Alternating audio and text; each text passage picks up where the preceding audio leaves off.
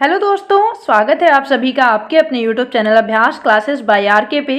आज हम देखने वाले हैं आधुनिक इतिहास के कुछ बहुत ही महत्वपूर्ण प्रश्नों को, जो कि आपकी किसी भी प्रतियोगी परीक्षा के लिए बहुत ही अधिक महत्वपूर्ण होने वाले हैं। इससे पहले हमने प्राचीन इतिहास और मध्यकालीन इतिहास के कुछ महत्वपूर्ण प्रश्नों को देखा है, उन्हें भी आज आप जाके एक बार ज़रूर चेक करिएगा। तो आइए आज के प्रश्नों को देखते हैं, इसे अंत तक पूरा जरूर देखिएगा। तो देखते हैं आज का पहला प्रश्न है हमारा, टीपू सुल्तान किस वर्ष मैसूर के शासक बने थे। तो अगर बात करें टीपू सुल्तान की, तो 1782 ईस्वी में ये मैसूर के शासक बने थे। आइए इनके विषय में विस्तार में देखते हैं। तो हैदर अली और अंग्रेजों के मध्य 1781 ईस्वी में हुए पोर्ट नोआ के युद्ध में हैदर अली की मृत्यु हो जाने के पश्चात मैसूर के शासक टीपू सुल्तान वर्ष 1782 में शासक बनते हैं। चतुर्थ आंग्ल मैसूर युद्ध, जो कि 1799 ईस्वी में होता है, मैसूर शासक टीपू सुल्तान और अंग्रेज सेना नायक वेलेजली के मध्य हुआ, जिसमें टीपू सुल्तान की मृत्यु हो गई। इस युद्ध के पश्चात वेलेजली ने कहा कि अब पूरब का साम्राज्य हमारे कदमों में है।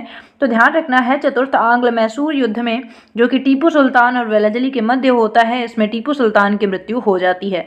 अगला प्रश्न देखते हैं। अगला हमारा प्रश्न है कि पहला आंग्ल मैसूर युद्ध, जो कि 1767 से 1769 के मध्य होता है, किसके बीच लड़ा गया था। तो बात करें अगर पहला आंग्ल मैसूर युद्ध की, तो यह हैदर अली और अंग्रेजों के बीच लड़ा गया था।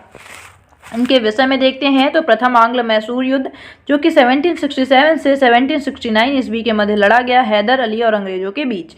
इस युद्ध का मुख्य कारण हैदर अली का फ्रांसीसियों के साथ मैत्री संबंध था। इस युद्ध में मराठे और निजाम सर्वप्रथम अंग्रेजों की तरफ से त्रिगुट का निर्माण करते हैं। अगर बात करें तो जिसे हैदर अली अंत कर देता है और निजाम को अपनी तरफ मिला लेता है।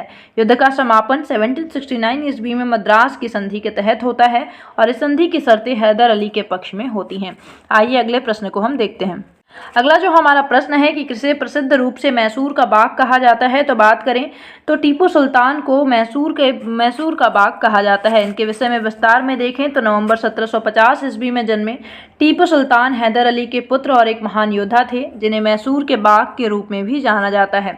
टीपू सुल्तान ने अपने शासनकाल के दौरान कई प्रशासनिक नवाचारों की शुरुआत की, जिसमें उनके द्वारा शुरू किए गए सिक्के, एक नया सौर कैलेंडर और एक नई भूमि राजस्व प्रणाली शामिल थी, जिसने मैसूर रेशम उद्योग के विकास की शुरुआत की।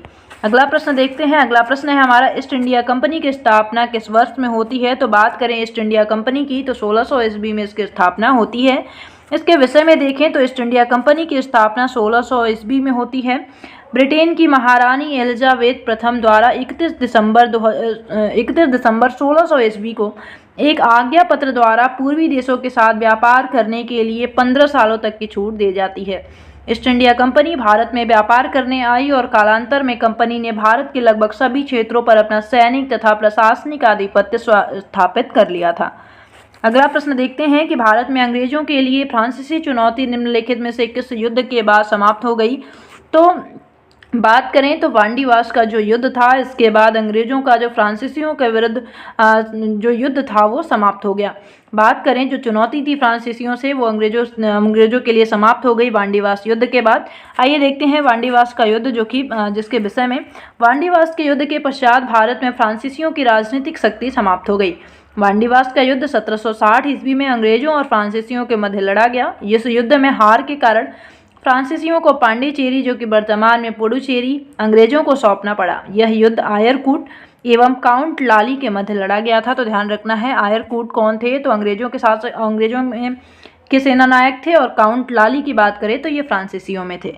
अगला प्रश्न देखते हैं। अगला हमारा प्रश्न है कि वास्को डी गामा भारत किस वर्ष आया था। तो वास्को डी गामा की बात करें तो 1498 ईस्वी में ये भारत में आया था। इसके विषय में देखें तो पुर्तगाली नावक वास्को डी गामा भारत में 17 मई 1498 ईस्वी को केरल के कोझिकोड जिले के कालीकट, जो कि कप्पकड़ानू गांव तक में पड़ता है, इसके तट पे पहुंचा था। बात करें अगले प्रश्न की, तो कौन से मुगल सम्राट के शासनकाल में अंग्रेज ईस्ट इंडिया कंपनी ने भारत में अपनी पहली फैक्ट्री स्थापित की थी। तो बात करें इस प्रश्न के उत्तर की, तो उत्तर हो जाएगा जहांगीर। जहांगीर ही वो शासक थे जिनके शासनकाल में अंग्रेजी ईस्ट इंडिया कंपनी ने भारत में अपनी पहली फैक्ट्री स्थापित की थी। आइए इसके विषय में विस्तार में देखते हैं। अगर बात करें तो ब्रिटिश ईस्ट इंडिया कंपनी की स्थापना 1600 ईस्वी में हुई थी। उस समय भारत का शासक अकबर, जब ईस्ट इंडिया कंपनी की स्थापना हुई थी तो भारत के शासक अकबर थे। ईस्ट इंडिया कंपनी ने भारत में अपनी पहली फैक्ट्री 1613 ईस्वी में मुगल सम्राट जहांगीर के शासनकाल में सूरत में स्थापित की थी। बात करते हैं अगले प्रश्न की। तो प्लासी के युद्ध में ब्रिटिश ईस्ट इंडिया कंपनी की ओर से अंग्रेजों का नेतृत्व किसने किया था? तो बात करें तो सही उत्तर हो जाएगा रॉबर्ट क्लाइव। इसके विषय में देखते हैं तो प्लासी का युद्ध 23 जून 1757 ईस्वी में बंगाल के नवाब सिराजुद्दौला और रॉबर्ट क्लाइव के बीच होता है। इस युद्ध में क्लाइव की जीत होती है और मीर जाफर को बंगाल की गद्दी पर बिठाया जाता है। प्लासी का युद्ध भारत के निर्णायक युद्धों में से एक था। इस युद्ध में क्लाइव की विजय नवाब के विश्वास पात्रों के विश्वासघात का परिणाम था। अगला प्रश्न देखते हैं। अगला प्रश्न है हमारा कि 1757 में प्लासी की लड़ाई ने बंगाल के किस नवाब को ब्रिटिश सेना ने हराया था? तो अभी हमने देखा तो सिराजुद्दौला जो थे इनको हरा दिया गया था। बंगाल के नवाब थे ये और इनको 1757 की प्लासी की लड़ाई में हराया गया था। इनके विषय में जाने थोड़ा सा। तो प्लासी का युद्ध अभी हमने देखा जैसे कि 23 जून 1757 ईस्वी को बंगाल के नवाब सिराजुद्दौला और अंग्रेज गवर्नर रॉबर्ट क्लाइव के मध्य होता है। इस युद्ध में सिराजुद्दौला पराजित होते हैं। इसका मुख्य कारण है कि सिराजुद्दौला का जो सेनापति होता है मीर जाफर ने गद्दी के लालच में विश्वासघात करता है और अंग्रेजों से मिल जाता है।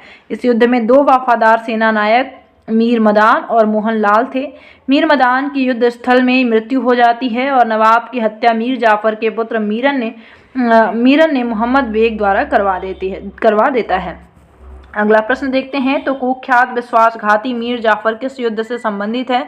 तो अभी हमने देखा ये किस युद्ध से है, तो प्लासी की लड़ाई से संबंधित है। तो देख लेते हैं, ये आप पढ़ सकते हैं, ये हम बहुत पहले से देखते आ रहे हैं, 2-3 के क्वेश्चन इस पे था। अगला प्रश्न हम देखते हैं। अगला हमारा प्रश्न है कि निम्नलिखित में से किस वायसराय ने ब्रिटिश व्यापारियों के लिए कपास पर कर समाप्त कर दिया? तो बात करें इसके उत्तर की तो इसका सही उत्तर हो जाएगा लॉर्ड लिटन। तो इसके बारे में आइए विस्तार में देखते हैं।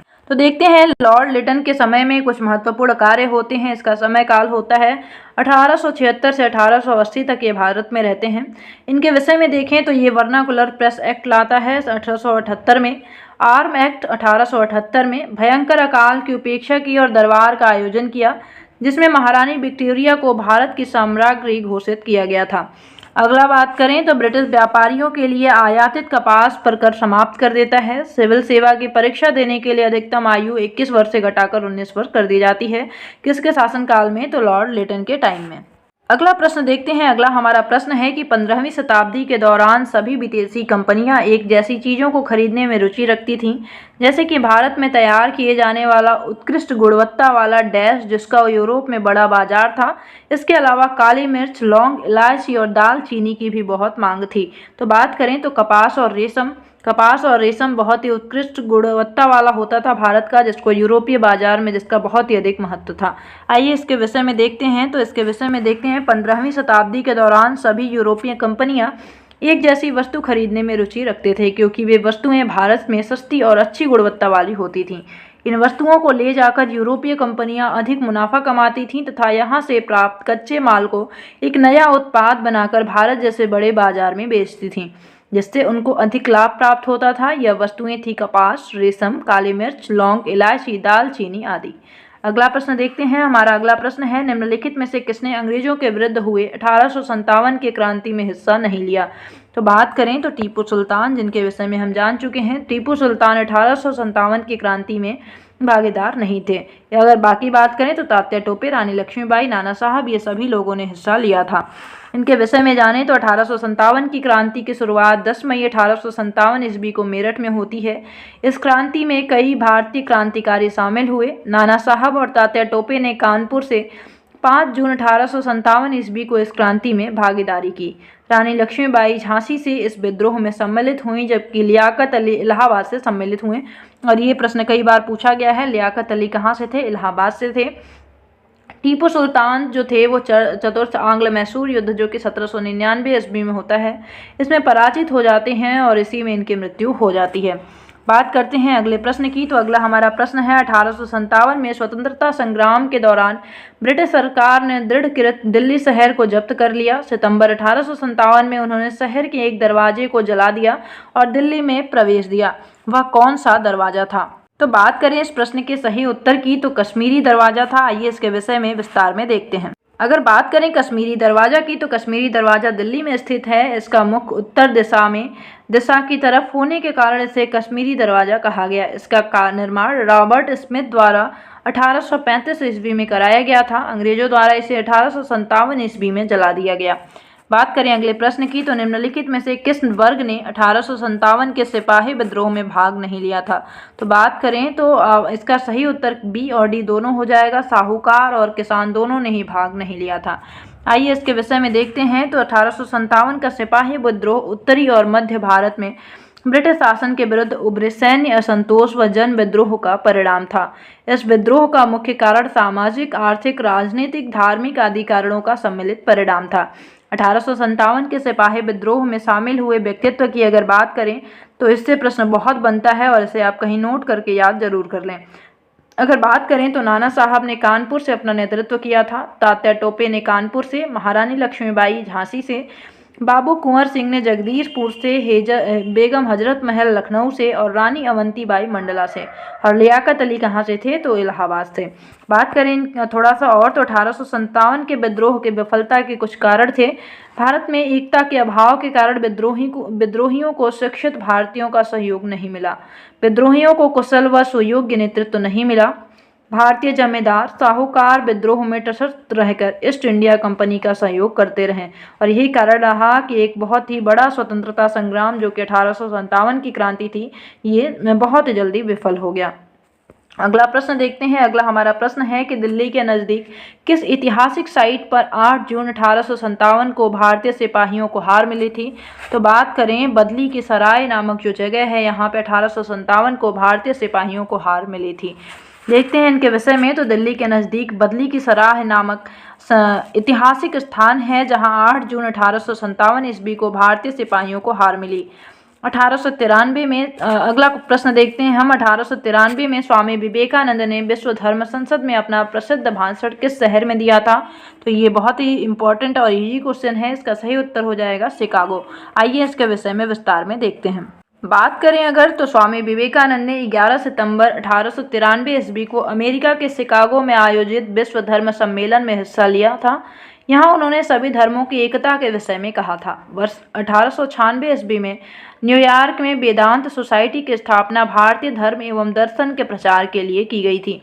वर्ष 1897 ईस्वी में स्वामी विवेकानंद ने रामकृष्ण मिशन की स्थापना की और ये ध्यान रखना है कि इन्होंने किस चीज़ की स्थापना की थी? वेदांत सोसाइटी, जिसको न्यूयॉर्क में स्थापित किया गया था।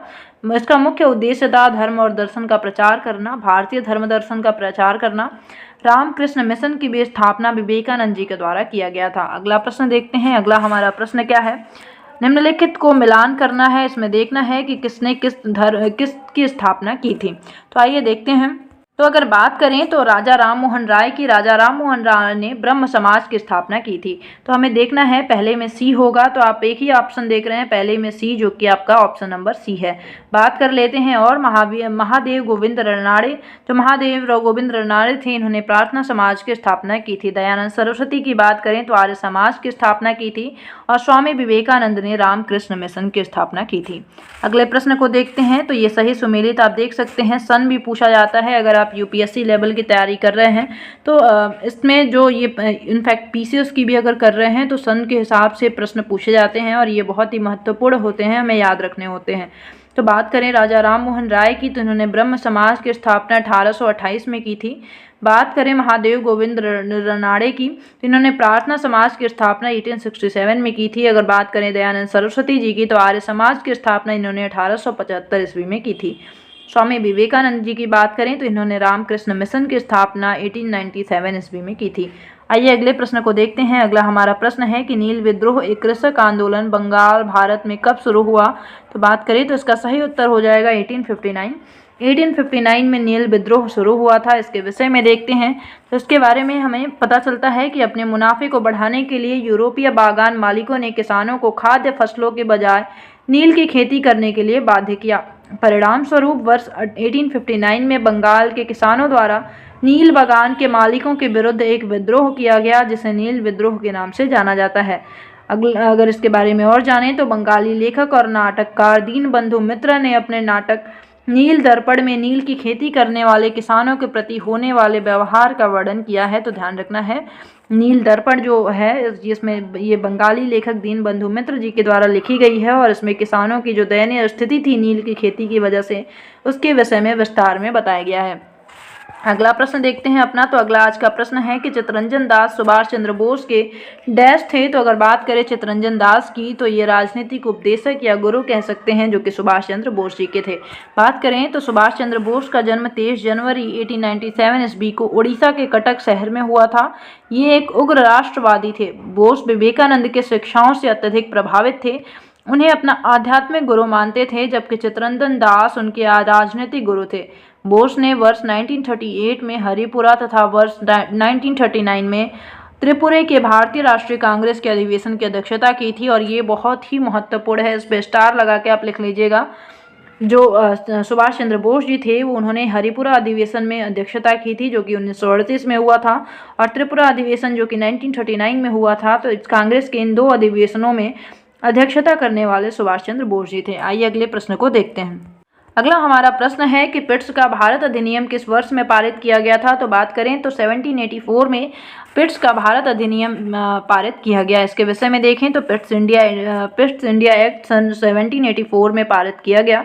इसका नाम ब्रिटिश प्रधानमंत्री विलियम पिट के नाम पर रखा गया था। यह कंपनी के वाणिज्यिक और राजनीतिक कार्यों के बीच अंतर करता था। अगला प्रश्न है हमारा कि किस वर्ष महात्मा गांधी द्वारा असहयोग आंदोलन को बंद कर दिया गया था। तो बात करें 1922 में महात्मा गांधी द्वारा असहयोग आंदोलन को बंद कर दिया गया। इसके कारण को भी देखते हैं, आइए इसके विषय में जानते हैं। गांधी जी ने असहयोग आंदोलन 1 अगस्त 1920 को आरंभ किया। इस आंदोलन में मुस्लिम नेताओं ने भी उनका साथ दिया। असहयोग आंदोलन चलाने के लिए तिलक स्वराज फंड की स्थापना की गई तथा 6 माह में इसमें 1 करोड़ रुपए एकत्रित हो गए। 4 फरवरी 1922 में हुए चौरी चौरा हत्याकांड के पश्चात गांधी जी ने 12 फरवरी 1922 को बारदोली में कांग्रेस समिति की बैठक बुलाकर इस आंदोलन को स्थगित कर दिया था। तो ये ध्यान रखना है कि इसकी वजह से हुआ, कब शुरू किया गया। तो 1 अगस्त 1920 को मुस्लिम नेताओं ने भी साथ दिया। इसमें किस फंड की स्थापना की गई, तो तिलक स्वराज फंड की स्थापना की गई। 4 फरवरी 1922 को चौरी चौरा हत्याकांड, गोरखपुर के चौरी चौरा में हत्याकांड होता है।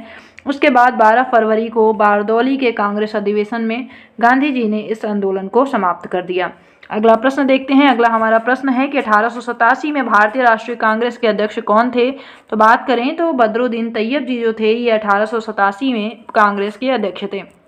देखते हैं इनके विषय में। तो वर्ष 1887 में भारतीय राष्ट्रीय कांग्रेस के अध्यक्ष बदरुद्दीन तैयब जी थे। भारतीय राष्ट्रीय कांग्रेस स्वतंत्र भारत का प्रमुख राजनीतिक दल है और इसकी स्थापना स्वतंत्रता से पूर्व वर्ष 1885 में हुई थी। भारतीय राष्ट्रीय कांग्रेस के अध्यक्ष दल के चुने हुए प्रमुख होते हैं, जो आम जनता के साथ दल के रिश्ते को प्रबंधित करने के लिए जिम्मेदार होते हैं। अगला प्रश्न देखते हैं। अगला प्रश्न है हमारा, भारतीय राष्ट्रीय कांग्रेस का प्रथम अधिवेशन कहाँ आयोजित हुआ। तो बात करें तो बॉम्बे में इसका प्रथम आयोजन किया गया था। इसके विषय में देखते हैं। तो भारतीय राष्ट्रीय कांग्रेस की स्थापना और उसका प्रथम अधिवेशन 72 प्रतिनिधियों की उपस्थिति के साथ 28 दिसंबर 1885 ईस्वी को बम्बई, वर्तमान के मुंबई के गोकुलदास तेजपाल संस्कृत महाविद्यालय में हुई थी। इसके संस्थापक महासचिव जनरल सेक्रेटरी A.O. ह्यूम थे और आपको कमेंट सेक्शन में बताना है कि इसके प्रथम अध्यक्ष कौन थे। आइए अगले प्रश्न को देखते हैं। अगला हमारा जो प्रश्न है अभी हमने देखा है इसके विषय में। तो सुभाष चंद्र बोस निम्नलिखित में से किस सत्र में भारतीय राष्ट्रीय कांग्रेस के अध्यक्ष के रूप में चुने गए थे। तो इसका सही उत्तर हो जाएगा त्रिपुरा अधिवेशन। देखते हैं इसके विषय में। तो कांग्रेस का त्रिपुरा जो कि जबलपुर मध्य प्रदेश में पड़ता है अधिवेशन 1939 ईस्वी में संपन्न होता है। कांग्रेस के त्रिपुरी अधिवेशन में नेताजी सुभाष चंद्र बोस को अध्यक्ष चुना जाता है। उन्होंने महात्मा गांधी के प्रतिनिधि पट्टाभी सीतारमैया को 203 वोटों से हराकर दूसरी बार कांग्रेस का अध्यक्ष पद हासिल किया। पहली बार सुभाष चंद्र बोस कांग्रेस के हरिपुरा अधिवेशन जो कि 1938 में हुआ उसके अध्यक्ष थे। 1939 ईस्वी में इन्होंने फॉरवर्ड ब्लॉक नामक संस्था का सृजन किया था। ये इंपॉर्टेंट है, ध्यान रखना है। फॉरवर्ड ब्लॉक नामक संस्था की स्थापना अगर बात करें तो सुभाष चंद्र बोस जी के द्वारा 1939 में किया गया था। अगले प्रश्न को देखते हैं। खुदाई खिदमतगार संगठन के संस्थापक कौन थे। तो बात करें तो इसका सही उत्तर हो जाएगा खान अब्दुल गफ्फार खान। खुदाई खिदमतगार संगठन जो है से ही लाल कुर्ती दल के नाम से जाना जाता है। इसके विषय में देखते हैं। खान अब्दुल गफ्फार खान ने वर्ष 1929 में खुदाई खिदमतगार सर्वेंट ऑफ गॉड आंदोलन की शुरुआत की। यह आंदोलन गांधी जी के अहिंसात्मक आंदोलन से प्रेरित था। वर्ष 1929 में अब्दुल गफ्फार खान की गिरफ्तारी के बाद यह आंदोलन ऑल इंडिया मुस्लिम लीग से समर्थन प्राप्त करने में विफल रहा, जिसके बाद यह आंदोलन औपचारिक रूप से भारतीय राष्ट्रीय कांग्रेस में शामिल हो गया था। ध्यान रखना है, इसी को लाल कुर्ती दल के नाम से भी जाना जाता है और इससे प्रश्न बहुत ज़्यादा बनता है। अगला हमारा प्रश्न है, सविनय अवज्ञा आंदोलन किस वर्ष शुरू किया गया? तो बात करें तो इसका सही उत्तर हो जाएगा 1930 में। इसके विषय में देखते हैं तो महात्मा गांधी द्वारा लॉर्ड इरविन के समक्ष 11 सूत्रीय मांगों की पूर्ति के लिए लिखे गए पत्र पर कोई जवाब न देने पर 4 फरवरी 1930 को साबरमती में सविनय अवज्ञा आंदोलन शुरू करने की घोषणा की गई। गांधी जी ने उस आंदोलन के दौरान अहिंसात्मक ढंग से सरकार के प्रति असहयोग का रवैया अपनाया था। अगले प्रश्न को देखते हैं। अगला हमारा प्रश्न है कि भारतीय राष्ट्रीय कांग्रेस के अध्यक्ष बनने वाली प्रथम भारतीय महिला कौन थी? तो इसका सही उत्तर हो जाएगा सरोजनी नायडू। भारतीय पूछा जा रहा है, ये जरूर ध्यान रखना है कि भारतीय महिला अगर पूछा जाता है तो सरोजनी नायडू लगाना है, और अगर पहली महिला पूछा जाता है तो एनी बेसेंट जी को लगाना है। तो आइए देखते हैं इसके विषय में विस्तार से। तो भारतीय राष्ट्रीय कांग्रेस की अध्यक्ष बनने वाली प्रथम भारतीय महिला सरोजनी नायडू थी। यह भारतीय राष्ट्रीय कांग्रेस का 40वां अधिवेशन था जो कि 26 से 28 दिसंबर तक चला। 1925 में कानपुर में हुआ था। इस अधिवेशन में हिंदी को राष्ट्रभाषा के रूप में इस्तेमाल किया गया। इस अधिवेशन में कांग्रेस के एक प्रमुख नेता हजरत मोहानी ने पहली बार पूर्ण स्वराज का प्रस्ताव रखा, परंतु पारित न हो सका। भारतीय राष्ट्रीय कांग्रेस की अध्यक्ष बनने वाली प्रथम महिला एनी बेसेंट थी, जो कि 1917 में कलकत्ता अधिवेशन की अध्यक्ष रही थी। यह कांग्रेस का 32वां अधिवेशन था। तो ये कुछ इंपॉर्टेंट चीजें हैं, आपको ध्यान रख लेना है। अगला प्रश्न देखते हैं। अगला हमारा प्रश्न है, स्वदेशी आंदोलन औपचारिक रूप से कहाँ शुरू हुआ था? तो बात करें तो इसका सही उत्तर हो जाएगा कलकत्ता में स्वदेशी आंदोलन प्रारंभ हुआ था। देखते हैं इनके विषय में। तो 7 अगस्त 1905 को कलकत्ता के टाउन हॉल में एक विशाल बैठक आयोजित की गई, जिसमें स्वदेशी आंदोलन की औपचारिक घोषणा की गई थी। अगर बात करें तो लॉर्ड कर्जन के बंगाल प्रांत को विभाजित करने के फैसले का विरोध करने के लिए यह आंदोलन शुरू किया गया था। हालांकि यह आंदोलन मुख्य रूप से बंगाल तक ही सीमित रहा, लेकिन भारत के कुछ अलग अलग हिस्सों में ही इसका प्रसार देखा गया। अगला प्रश्न देखते हैं। अगला प्रश्न है हमारा, भारत में ब्रिटिश शासन के दौरान ब्रिटिश संसद सदस्य बनने वाले पहले भारतीय कौन थे? तो इसका सही उत्तर हो जाएगा दादा भाई नौरोजी। देखते हैं इनके विषय में। तो जुलाई 1892 में दादा भाई नौरोजी लिबरल पार्टी की ओर से ब्रिटिश संसद के लिए चुने जाने वाले पहले भारतीय थे। वह हाउस ऑफ कॉमन्स के सदस्य बनने वाले पहले भारतीय थे। दादा भाई नौरोजी को grand old man of India के नाम से जाना जाता है। इन्होंने लंदन में लंदन इंडियन सोसाइटी और ईस्ट इंडिया एसोसिएशन की स्थापना की थी, और ये बहुत ही इंपॉर्टेंट है, इसे ध्यान रखना है। दादा भाई नौरोजी जी के द्वारा लंदन इंडियन सोसाइटी और ईस्ट इंडिया एसोसिएशन की स्थापना की गई थी। अगला प्रश्न देखते हैं। अगला प्रश्न है हमारा, उस ब्रिटिश प्रधानमंत्री का नाम बताइए जिसने वर्ष 1932 में भारत के स्वतंत्रता आंदोलन के दौरान सांप्रदायिक पंचायत की घोषणा की थी। तो इसका सही उत्तर हो जाएगा जेम्स रैमजे मैकडोनाल्ड। इसके विषय में देखते हैं। तो ब्रिटिश प्रधानमंत्री रैमजे मैकडोनाल्ड ने 16 अगस्त 1932 ईस्वी को विभिन्न संप्रदायों के प्रतिनिधित्व के विषय पर एक पंचार्ट जारी किया, जिसे सांप्रदायिक या कम्युनल पंचार्ट कहा गया। इसके तहत प्रत्येक अल्पसंख्यक समुदाय के लिए विधानमंडलों में कुछ सीटें आरक्षित की गईं, जिनके सदस्यों का चुनाव पृथक निर्वाचक मंडलों द्वारा किया जाना था। मुस्लिम, सिख व ईसाई के साथ ही इस नए पंचायत में दलित वर्ग को भी अल्पसंख्यक मानकर हिंदुओं से अलग कर दिया गया था। आइए अगले प्रश्न को देखते हैं। अगला हमारा प्रश्न है कि निम्नलिखित स्वतंत्रता सेनानियों में कौन भारत के ग्रैंड ओल्ड मैन के नाम से जाना जाता है? तो अभी हमने देखा दादा भाई नौरोजी को।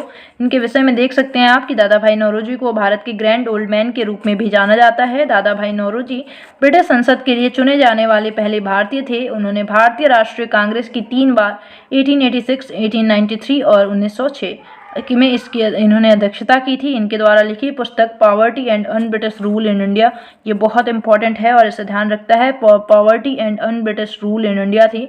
इन्होंने ड्रेन थ्योरी का सिद्धांत भी दिया था, और ये बहुत ही महत्वपूर्ण है, बहुत बार पूछा गया है।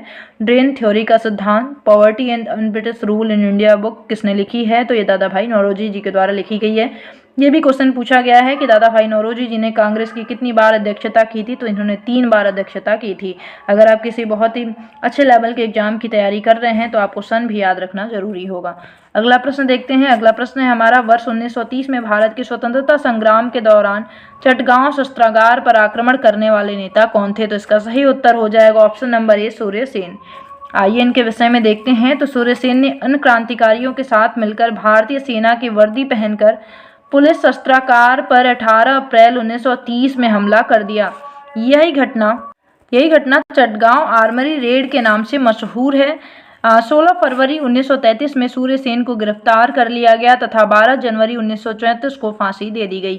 सूर्य सेन को मास्टर दा के नाम से भी जाना जाता है और ये प्रश्न पूछा गया है, मास्टर दा के नाम से किसे जाना जाता है? तो सूर्य सेन को जाना जाता है।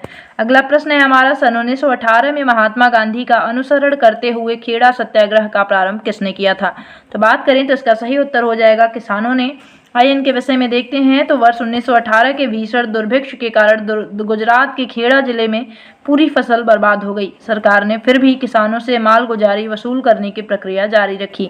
खेड़ा जिले के युवा अधिवक्ता वल्लभ भाई पटेल, इंदुलाल याग्निक और तथा कई अन्य युवाओं ने गांधी जी के साथ खेड़ा के गांवों का दौरा प्रारंभ किया। इन्होंने किसानों को लगान न अदा करने की शपथ दिलाई। यह आंदोलन सफल रहा। आइए अगले प्रश्न को देखते हैं। तो अगला प्रश्न देखते हैं। अगला हमारा प्रश्न है कि वह पहला भारतीय कौन था जिसका ब्रिटिश संसद में चयन हुआ था?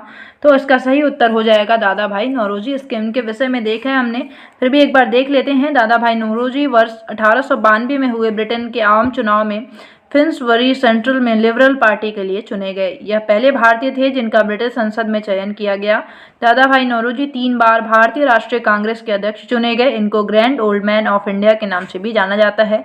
ये प्रश्न बहुत बार पूछा गया है तो इसे आपको ध्यान रखना है। आइए अगले प्रश्न को देखते हैं। अगला हमारा प्रश्न है कि डिप्रेस्ड क्लास एसोसिएशन की स्थापना किसने की? तो doctor B are Ambedkar ji के द्वारा इसकी स्थापना की गई थी।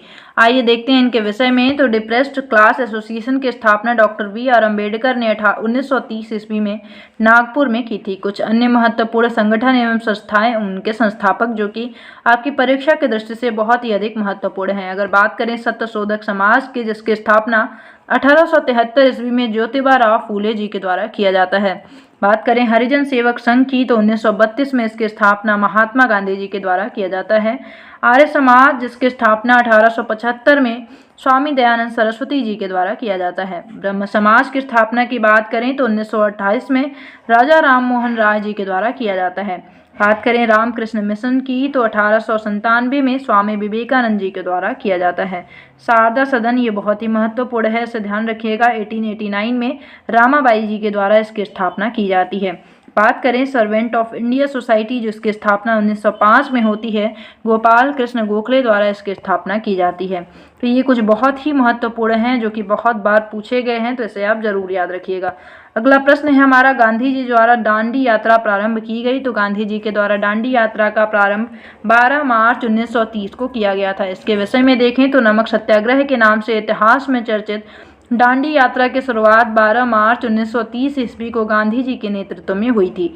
यह यात्रा अहमदाबाद के साबरमती आश्रम से प्रारंभ होकर 6 अप्रैल 1930 ईस्वी को दांडी में समाप्त हुई थी। अगला हमारा प्रश्न है जलियांवाला बाग हत्याकांड वाले दिन लोग ब्रिटिश सरकार के किस कार्य का विरोध करने के लिए बाग में एकत्रित हुए थे? तो बात करें इस प्रश्न का, तो सही उत्तर हो जाएगा रॉलेट एक्ट। रॉलेट एक्ट के विरोध में सरकार का विरोध कर रहे उस टाइम पे जलियांवाले बाग में लोग इकट्ठा हुए थे, जिस पे जनरल डायर ने अंधाधुंध गोलियां बरसा दी थी। आइए इनके विषय में विस्तार से देखते हैं। तो बात करें तो 13 अप्रैल 1919 को भारत के पंजाब प्रांत के अमृतसर के जलियांवाला बाग में लोग रॉलेट एक्ट तथा डॉक्टर सत्यपाल एवं सैफुद्दीन किचलू के गिरफ्तारी का विरोध करने के लिए एकत्रित हुए थे। तभी जनरल डायर नामक एक अंग्रेज अधिकारी ने अकारण उन सभा पर गोलियां चलवा दी थी। तो आपको कमेंट सेक्शन में बताना है कि सत्याकांड के बाद महात्मा गांधी एवं रविंद्रनाथ टैगोर ने अपनी किन उपाधियों को वापस कर दिया था। अगला प्रश्न देखते हैं। अगला हमारा प्रश्न है कि सही कालानुक्रम दीजिए। तो इसमें आपको क्रम से बताना है कि कब कौन सा किसकी स्थापना की गई थी। तो देखते हैं तो इसका सही उत्तर क्या होगा। तो इसका सही उत्तर हो जाएगा ऑप्शन नंबर डी। सबसे पहले साइमन कमीशन भारत आता है। उसके बाद अगर बात करें तो गोलमेज, प्रथम गोलमेज सम्मेलन, उसके बाद गांधी इरविन समझौता होता है और उसके बाद सामुदायिक अवार्ड की घोषणा की जाती है। देखते हैं इनके विषय में। तो साइमन कमीशन 1928 में आता है भारत। अगर गठन पूछता है तो 1927 में साइमन कमीशन का गठन किया जाता है, लेकिन भारत में आने पर भारत में ये कब आता है, 1928 में आता है और इसका जोरदार विरोध किया जाता है। अगला अगर बात करें तो प्रथम गोलमेज सम्मेलन जो कि 1930 में होता है।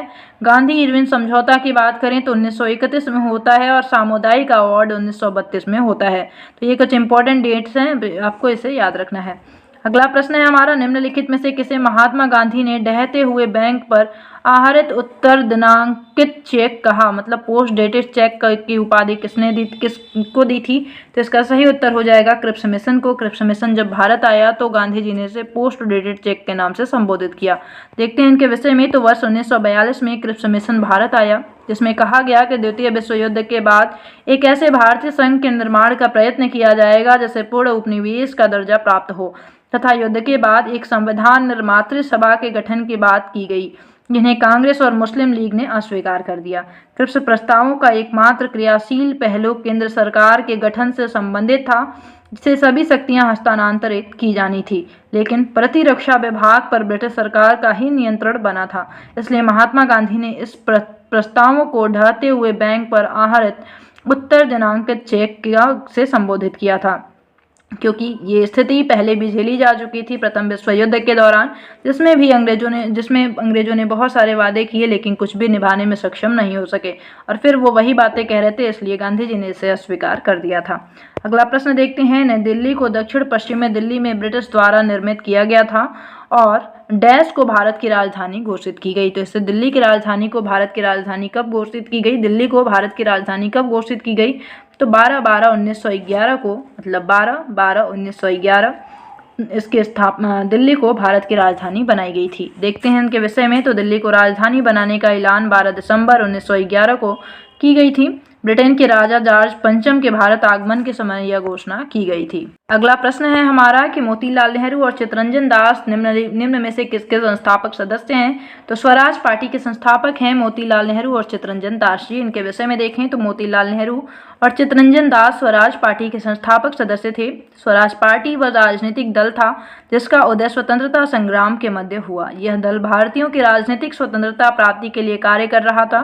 स्वराज का अर्थ है अपना राज्य। इस संदर्भ में मार्च 1923 ईस्वी को चित्तरंजन दास, मोतीलाल नेहरू तथा उनके सहयोगी ने इलाहाबाद में एक नई राजनीतिक पार्टी का गठन किया, जिसे स्वराज पार्टी कहा गया। इसके अध्यक्ष CR दास तथा महासचिव मोतीलाल नेहरू बनाए गए थे। तो ये कुछ महत्वपूर्ण बातें हैं जिसको आपको ध्यान रखना है। अगला प्रश्न है हमारा, निम्नलिखित में से कौन पोर्ट ब्लेयर अंडमान की सेलुलर जेल का एक प्रसिद्ध निवासी था? तो बात करें इसका सही उत्तर की तो दामोदर सावरकर जी जो थे, ये पोर्ट ब्लेयर अंडमान की सेलुलर जेल का एक प्रसिद्ध निवासी थे।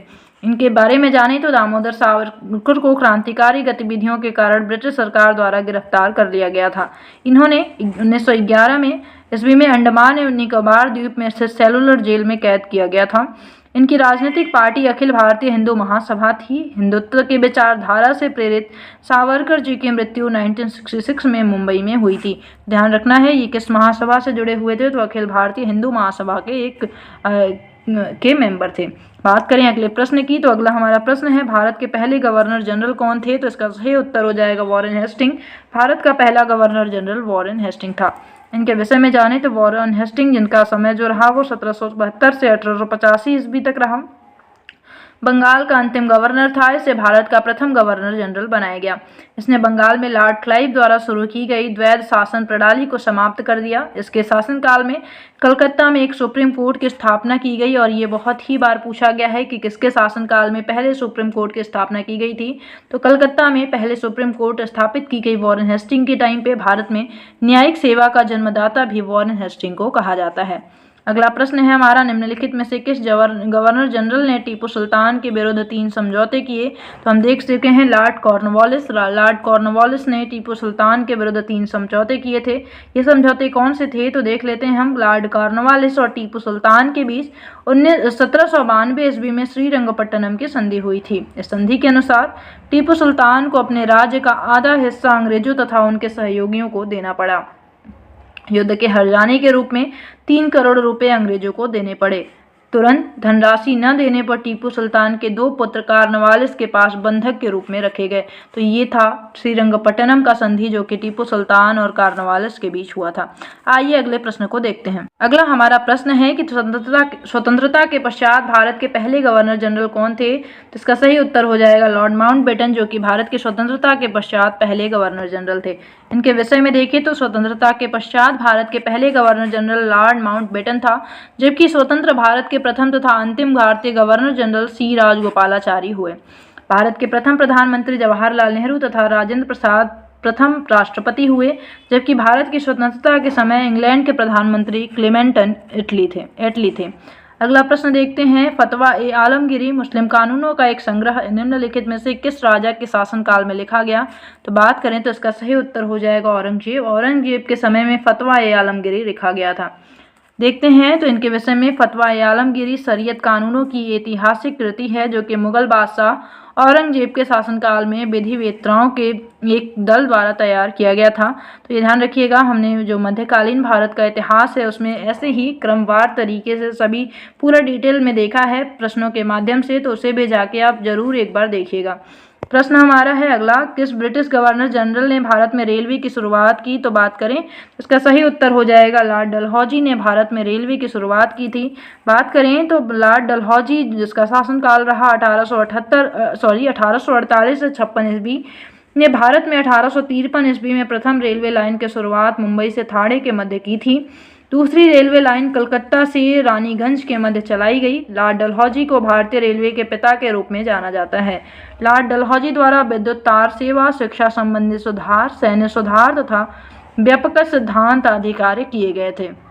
तो ये हो गया हमारा कुछ जो हमारा आधुनिक भारत का इतिहास है उसके विषय में हमने बहुत महत्वपूर्ण प्रश्नों को देखा, इसके विषय में विस्तार से जाना। आई होप कि आपको वीडियो पसंद आई होगी और अब हम अगली वीडियो में विश्व इतिहास के इंपॉर्टेंट प्रश्नों को देखेंगे। तो मिलते हैं अगली वीडियो में, तब तक के लिए बाय बाय। वीडियो पसंद आई तो लाइक ज़रूर करिएगा, कमेंट सेक्शन में ज़रूर बताइएगा आपको कैसी लगी।